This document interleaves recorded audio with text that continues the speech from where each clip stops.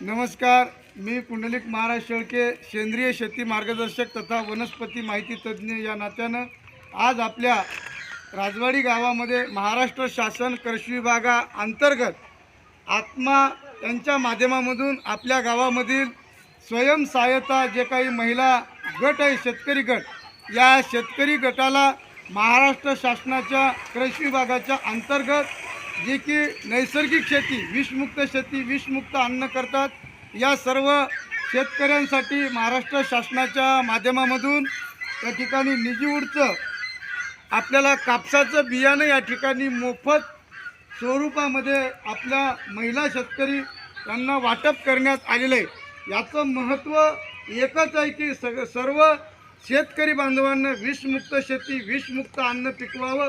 कारण येणाऱ्या काळामध्ये जे काही आपण रोगाला बळी पडतोय, आज प्रत्येकाला मोठमोठाले रोग व्हायला लागलेत, या रोगातून मुक्त व्हायचं असेल तर सर्व शेतकरी बांधवांनी विषमुक्त अन्न, विषमुक्त शेती करावी।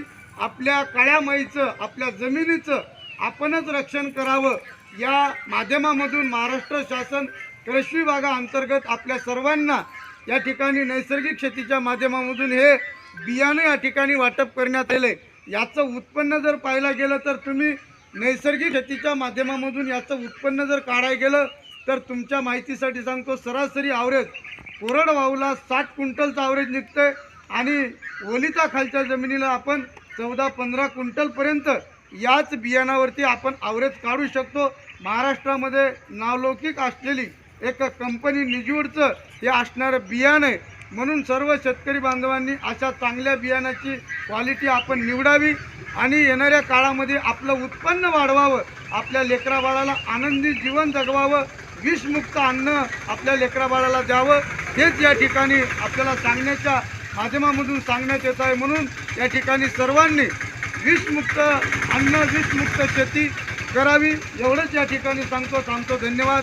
जय जवान, जय किसान।